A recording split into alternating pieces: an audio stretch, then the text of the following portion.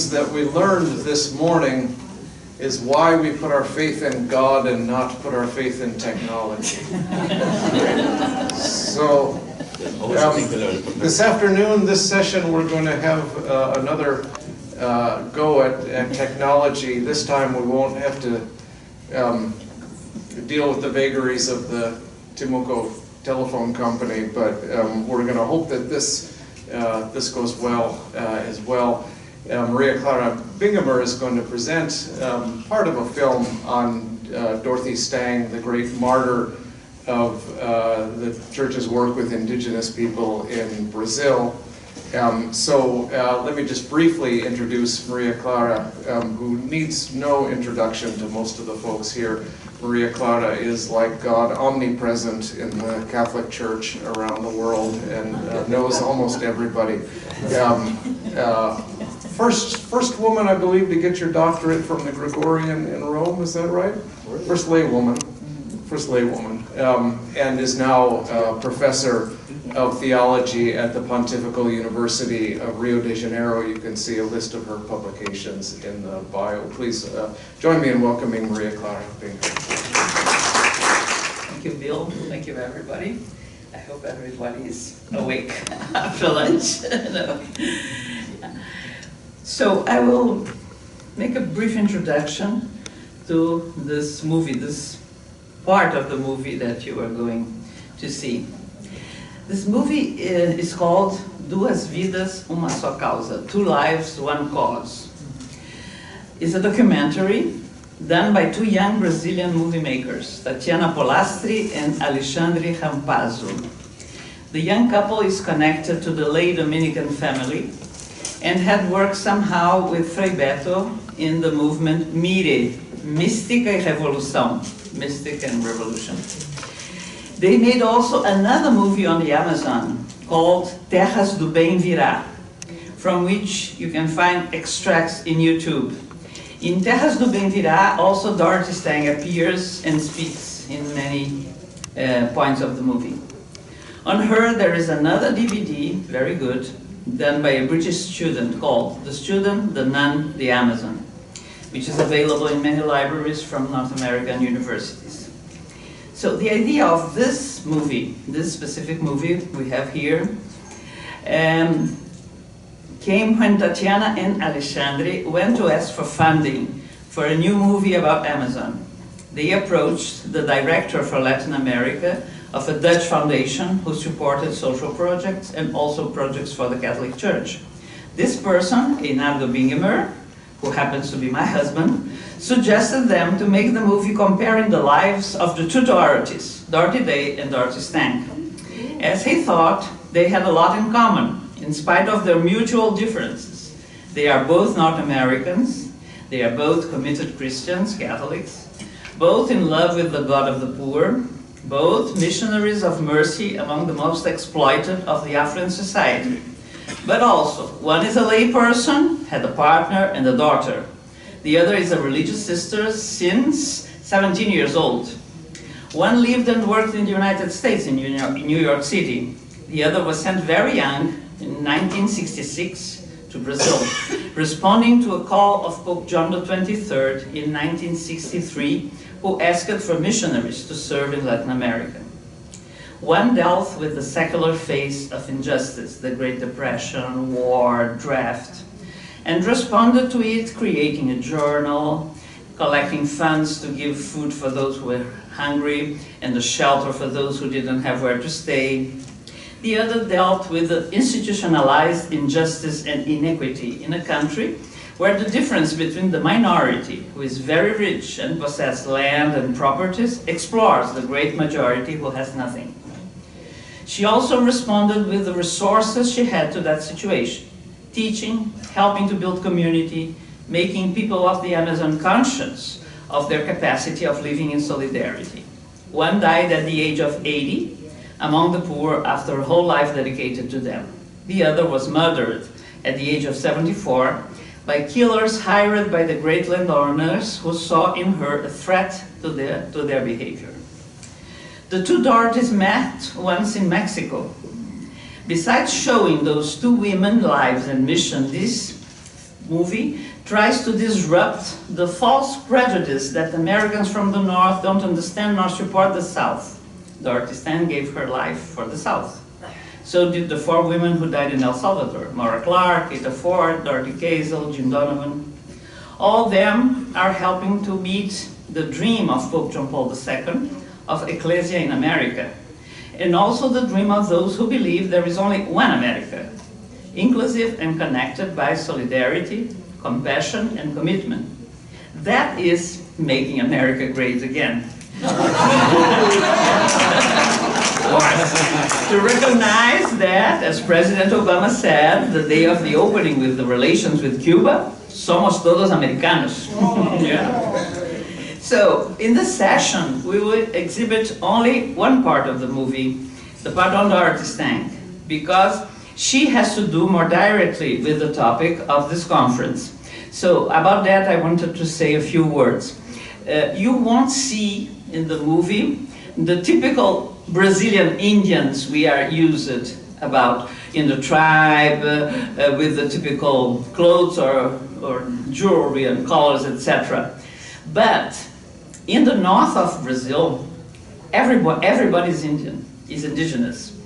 Everybody has indigenous blood.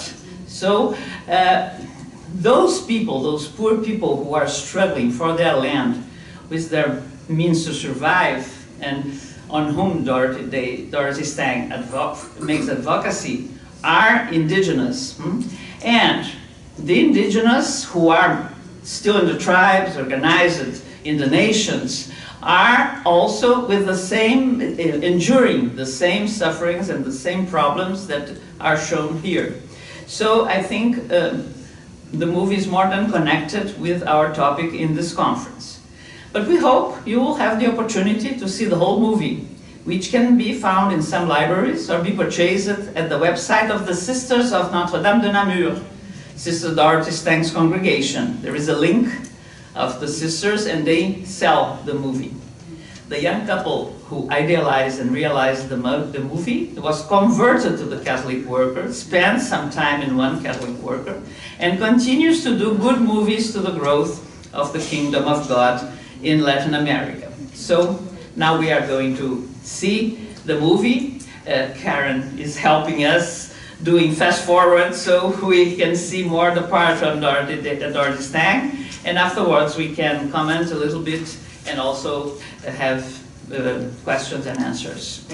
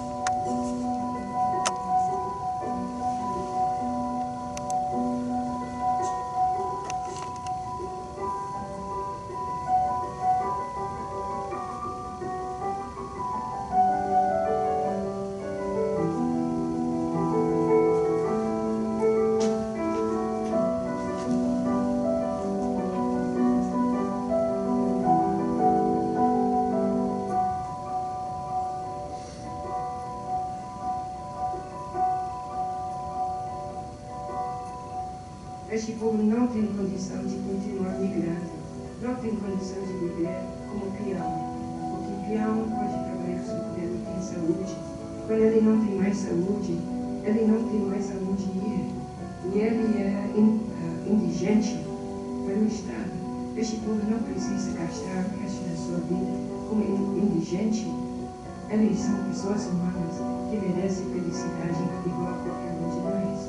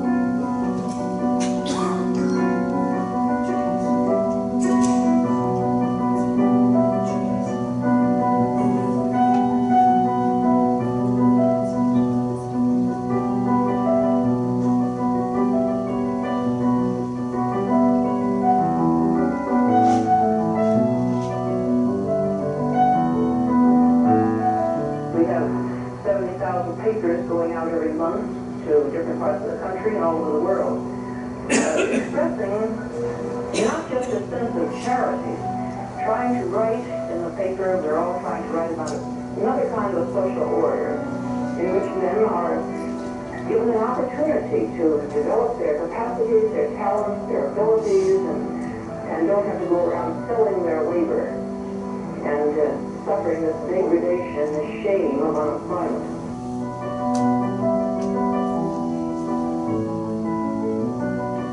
Every human person has a right to food, to clothing, to shelter, to health. And I believe that this was their home. And they're calling us to task always in the same way.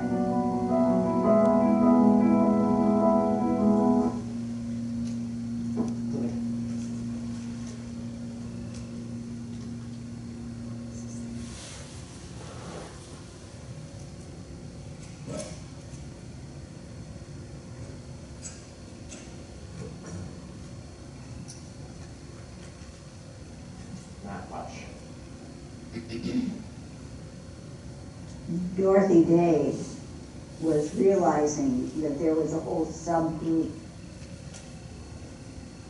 in the world that were homeless, were oppressed, were poor, and she wanted to do something about it. And we wanted to do something about it also, because we were becoming more and more aware of this, I would call it a subclass at that time, of the poor and the oppressed. Quando eu comecei a realmente trabalhar na prática com o povo lá nos Estados Unidos, lá com o povo migrante mexicano, eu trabalhei bastante anos. E quando eu cheguei aqui no Brasil, eu tinha um desejo, mais uma vez, de trabalhar nesse mesmo sentido. Trabalhar com o povo que tinha mão na terra e ajudar este povo a trabalhar a terra para que a terra produza a vida sustentável para eles, para que eles não tenham que ficar migrando, para que eles tenham uma vida mais estável, que dá permanência e dá dignidade, para que seu trabalho traz fruto suficiente para ter uma vida boa. When Sister Dorothy went from Chicago to Phoenix, Arizona, she worked with the migrant workers. And it was there that it deepened her desire to work with the poor and the oppressed. One of her students tells the story of her going into one of the camps, and as she was under the tree, they were sitting under a tree teaching the children, and a small plane flew over to dust the crops with pesticides. And Dorothy yelled out, "Run, run," because she knew that these pesticides had been causing all kinds of health problems and physical problems. And when she yelled out, "Run, run," the sisters ran, the students ran, but the people that were picking the crops kept on picking the crops. And she realized that they couldn't leave their work, and they couldn't run to safety, or they would have lost their jobs. And she became very angry. The student said she cried, and she was so angry.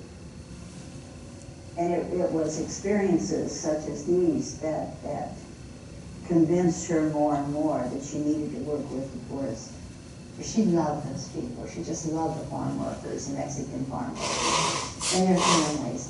They were such loving people, and they were so close to the soil.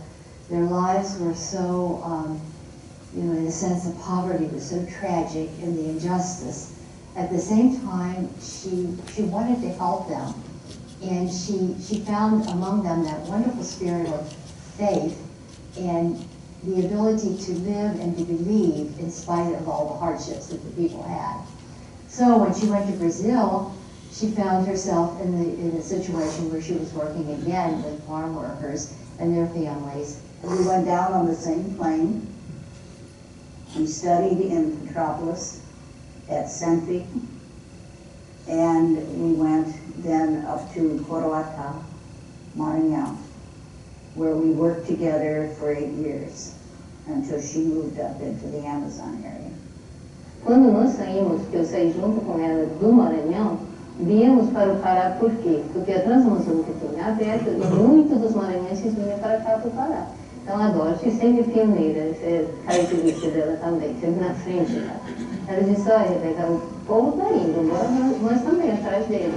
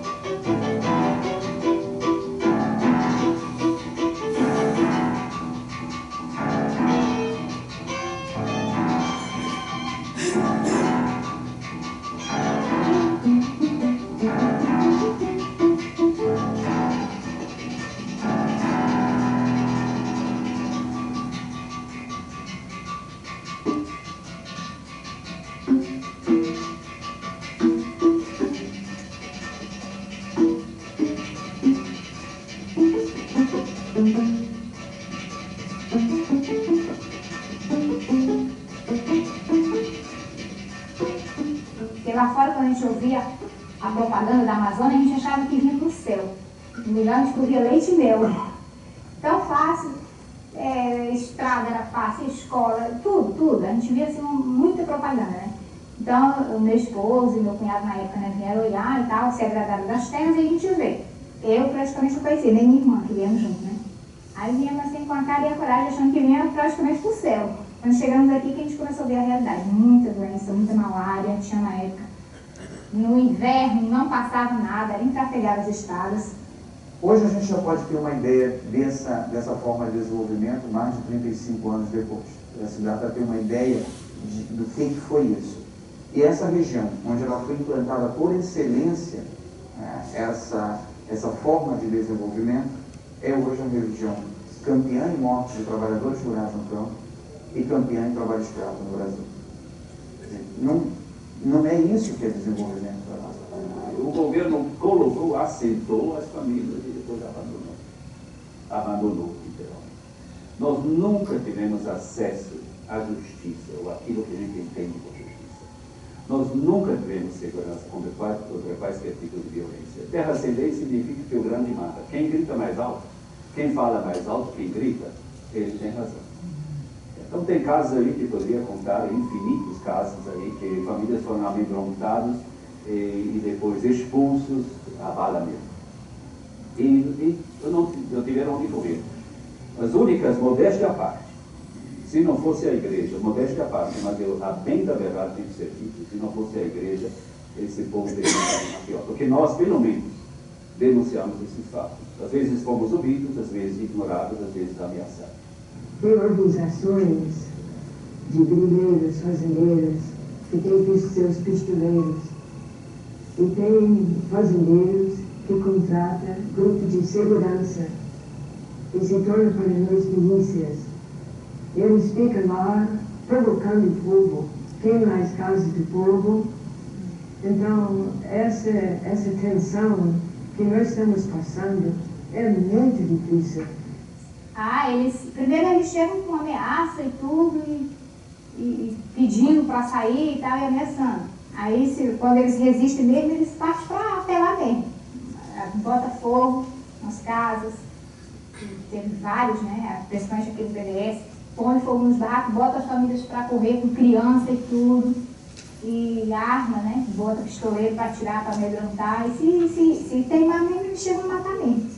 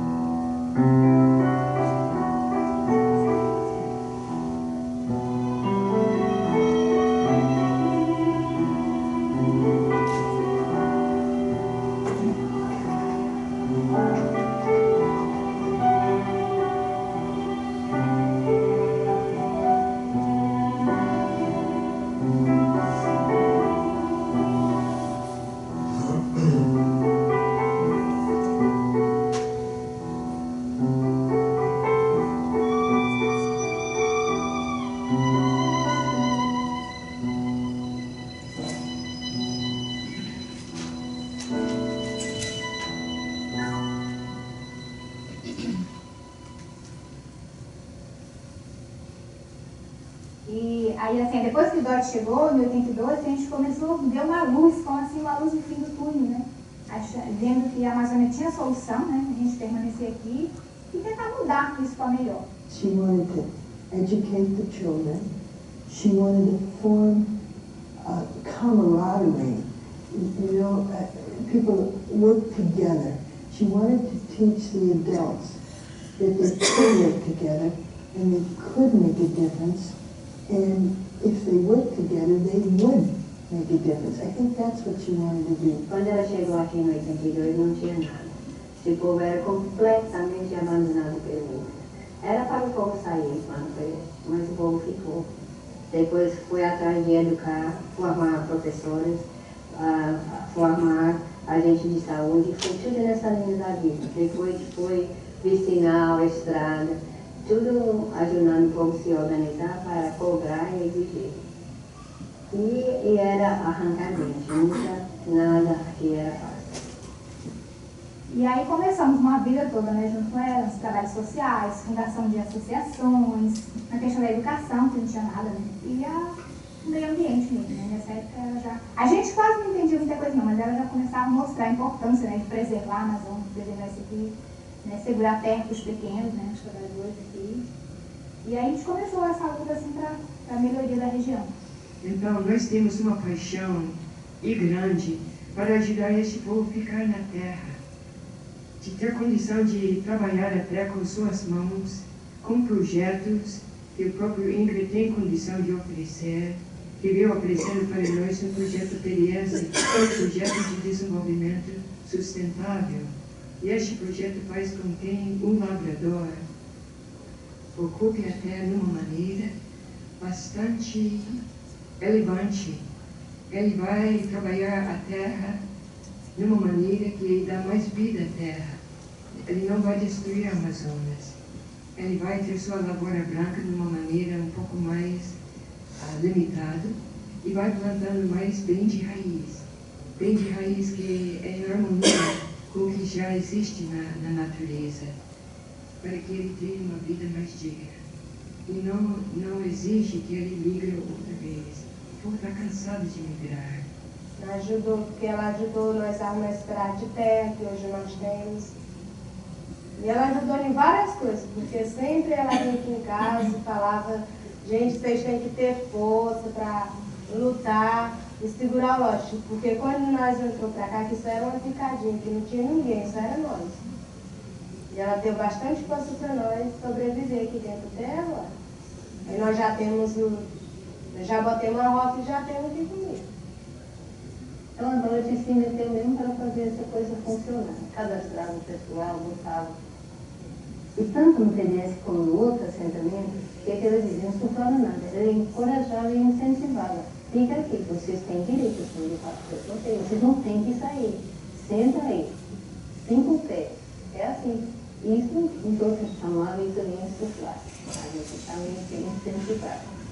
Mas não para conflito, para ficar na terra, simplesmente ficar na terra. A vida dela mesma ficou à disposição dessa população que lutava contra o modelo predatório, de desenvolvimento predatório.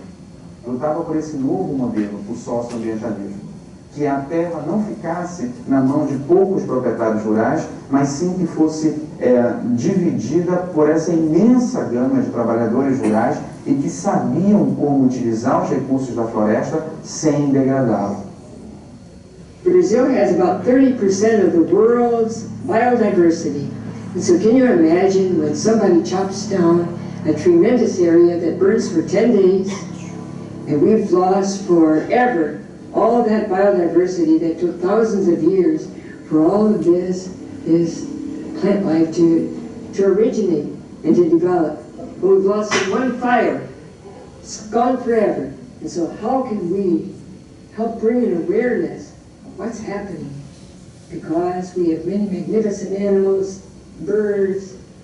We desire that the future generations have a chance to know about these. We see a terrible climate change here, and that's one of the big things that makes me as a person work. When I came here, we had 9 months of rain, and we're down now to 5 or 6 months of rain. I feel we're all responsible to reduce global warming so that there's a tomorrow, so that there's a chance for people to live and enjoy the beauties of this magnificent world. Our lifestyles as Americans, they simply have to change. How we're living is just not sustainable. It's just impossible. We're seeing that with the environment, all kinds of things, the economy, and the peak oil, and all these issues.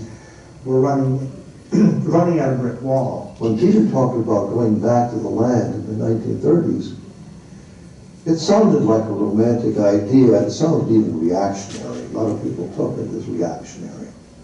It wasn't practicable. It didn't make any sense, given the real needs of the world as they were perceived at that time, in the 30s. And it came the 40s, the 50s, and the 60s, and nothing much changed in that regard. But then, little by little, we became aware that the Earth is under siege. The biosphere is under siege. It's not just pollution, it's global warming, it's the rising seas, it's the lack of arable land, it's time that we took Peter Morin's idea and put it into the 21st century. It makes a lot more sense than people thought. It's a very urgent concern now.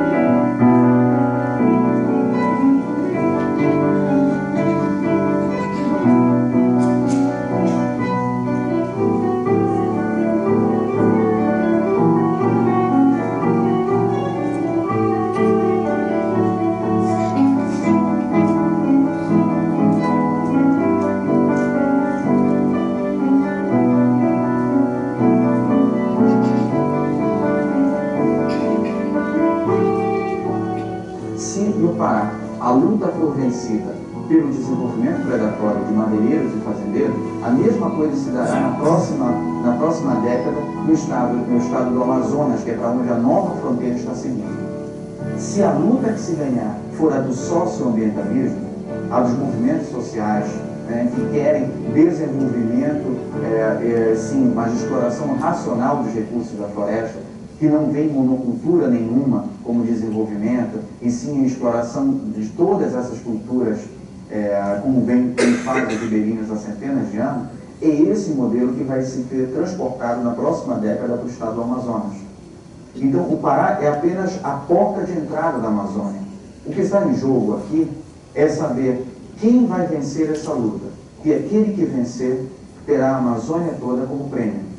Mas minha grande preocupação é o povo aqui do PDS Virola Jatubá, onde houve morte no dia 30 de maio. E o povo vive muito assombrado, porque eles vivem dia e noite sem saber se eles vão atacar outra vez. Viram 2 vezes encapuçado, e o povo tem mulher, criança. And I was just so worried about her then, and I was afraid that there were a lot of false accusations, and I was afraid that she would end up in a Brazil jail, and I was just very, very afraid for her. And I said, Dorothy, are you sure you should go back? And I'll never forget, she was just standing there, her sandals, her culottes, her t-shirt, and her big smile, and she said, I have to go back. She said, these are my people. The last time that I talked to her on the phone, which was February 2nd, 2005, was the first time I had heard her down, sad, because she was primarily a very happy person. And she was very upset because she had asked the police for protection for the people in Esperanza, and they would not give it.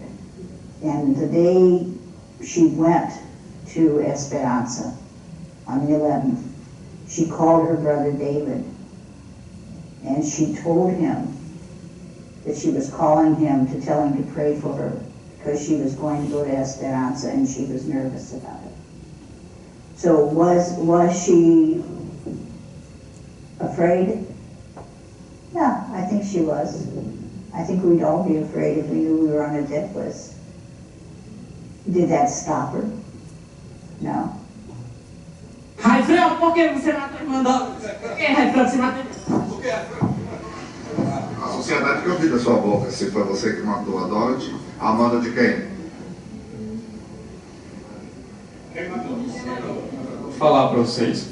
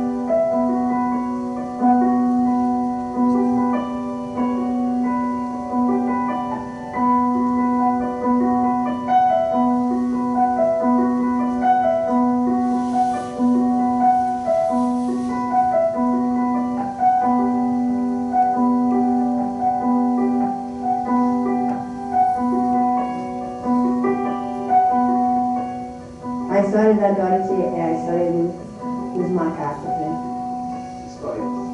Que é a história da floresta, né? Que ela sempre começa assim: você já ouviu um macaco chorar?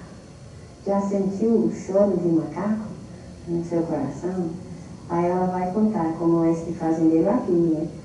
Era uma derrubada monstro de grande.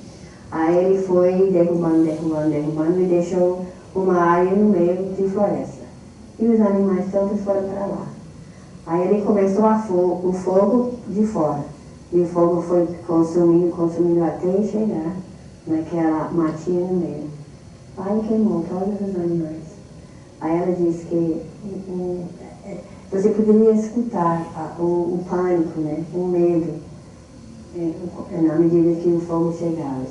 E depois foi o choro.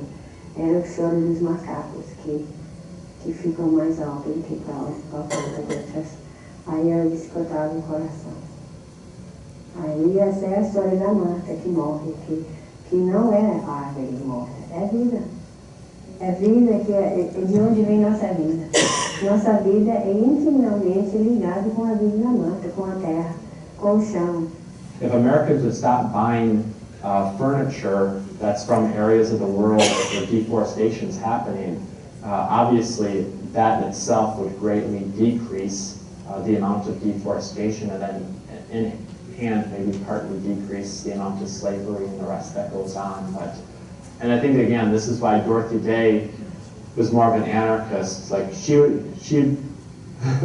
she knows that things aren't going to change unless people decide to make the hard changes that might actually involve sacrifice. Everybody, in a very democratic way, can share in these world's gifts. If they've been invented, why should only a few share in them? Why can't more people share in the marvelous creativity that has come to our planet? Our people live very simply and happily without having so many things. So we have to learn to have the necessary things of life and not ask ourselves, what do we want, but what do I need? For both Dorothy Stang and Dorothy Day, the cause is people and the love of people. And both of them spent their lives trying to make it possible for people to realize their own human dignity and the potential that they have as people. And I think that's what both Dorothy Day and her friend Peter Morin and Stang did. I think they saw what could be good in people.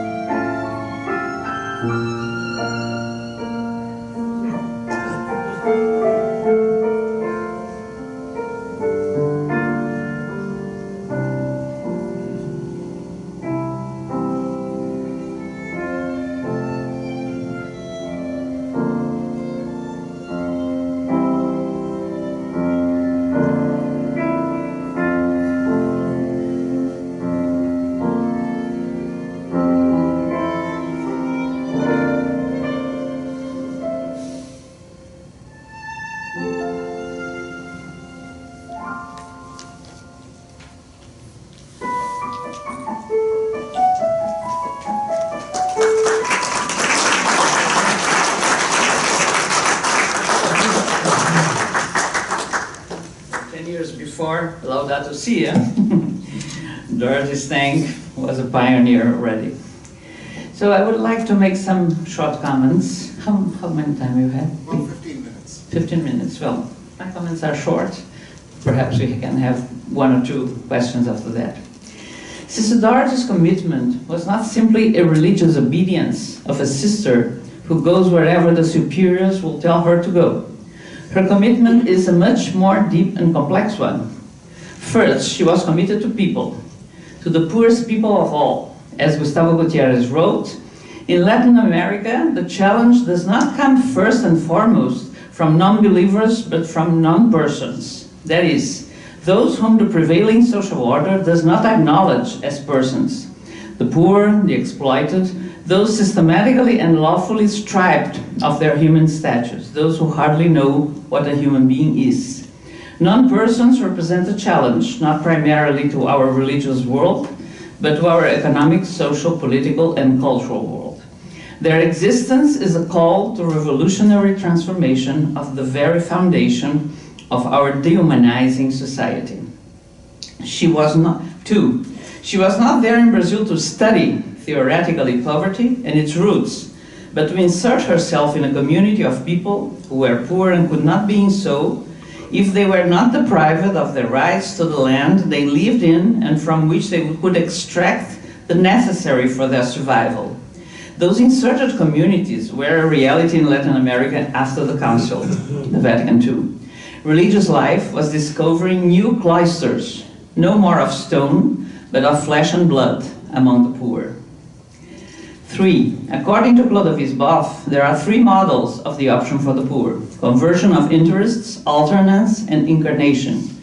Dorothy Stang lived the incarnation, cutting behind herself all the ties with her previous life, even as a religious sister, to assume entirely the life, the needs, the joys and sorrows of the people she served. She slept in the house of the peasants, and they slept in the sister's house. She wanted to live with them a full communion of life, body, mind, and spirit. 4. She was especially devoted to the well-being of women. She established a women's association to promote family health. Don Elvin Kreutler, who appears in the movie, The Bishop, says about her, I quote, "Women were considered inferior, and if they were black or Indian, more. She really had compassion for them, and she helped them realize their worth." The poor people, 5, the poor people considered her as one of them and recognized that she had opened their eyes. Like a good disciple of liberation theology, she didn't make an assistential work, but tried to make people aware of what they could and what they were. As one of her friends says, she fought for us tooth and nail, went on a hunger strike, slept on the sidewalk in Brasilia, never gave up. If it hadn't been for her, we'd have nothing. She was always looking out for us. And what she left us was the heritage of knowing how to work together and share things. 6.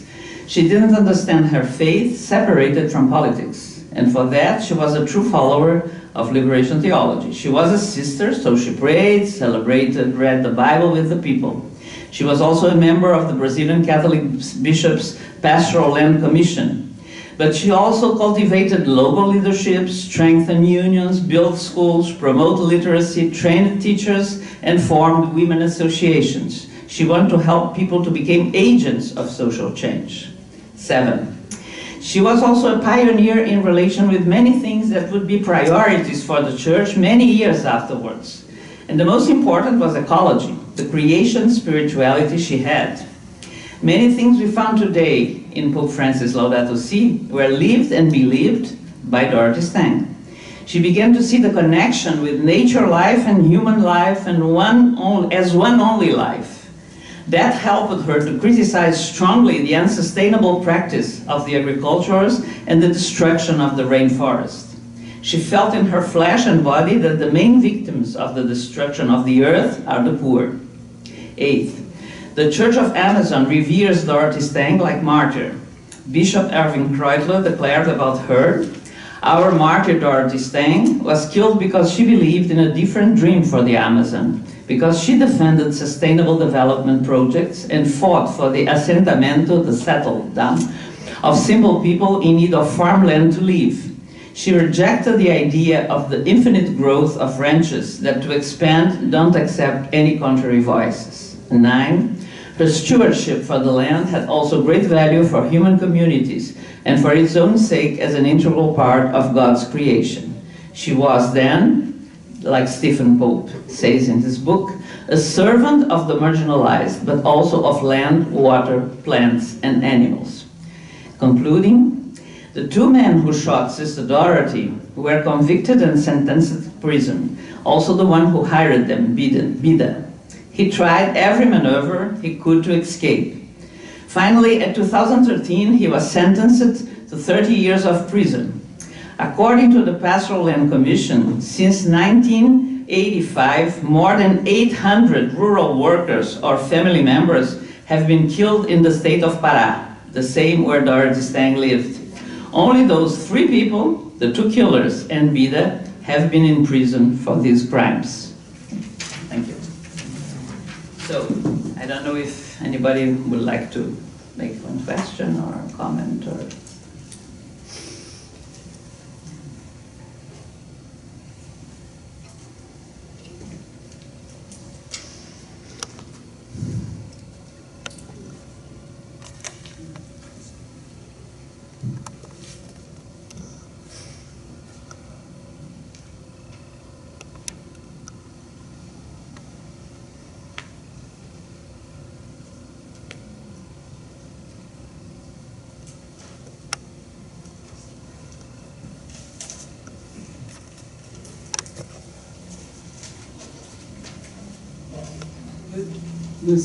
I'm Dr. Hood from here, and and I do work with environmentalists, a lot of you know.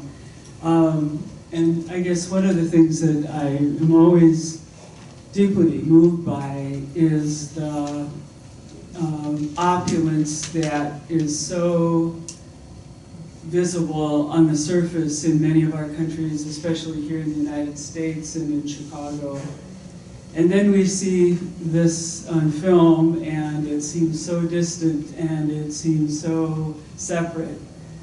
And it's until we really see that somehow, whether it's physically being on a location, or with our eyes, or with our heart, or just with the storytelling along one another, that I think we can even begin to imagine or to change or to think differently of how profoundly connected we really are. And I guess I just wanted to raise that up again for us to really, I guess we have to speak from our hearts when we talk about the environment because it's not the environment, it's the inward and the outward, and it is so deeply, profoundly connected. My own personal challenge right now, I'm working with the Archdiocese of Chicago, and we are trying to find ways to better implement this kind of interconnectedness. And yet, our own culture seems to impose on us that in order to begin to talk about these issues, as it's often dealt with, that we miss the real deep wisdom, first of all, of Indigenous peoples. We've so separated that out. But then our own pace of life says, you know, you got to do workshops with deacons and priests so that they can go and preach this, but you can only do it on a Saturday morning. You know? The timetable is not. Yeah, you know, and so I've said this to the USCCB and a lot of other places, you know, no, we've got to start with a retreat. We've got to start, you've got to pray this, you've got to, you know, sing this, you've got to dance it, like so many of you are saying, in order to allow this to really come into our being and to realize that we are all of the same being. So that just was coming to me so strongly as I was watching this film again, that I'm so grateful for this kind of a conference. So I'll just stop there. Thank you. Yeah, and mostly, well, you speak about the US. I speak about from my country, Brazil, the inequality. Because while those things are happening, people have to migrate in order to be able to eat, or to... the landowners have private planes.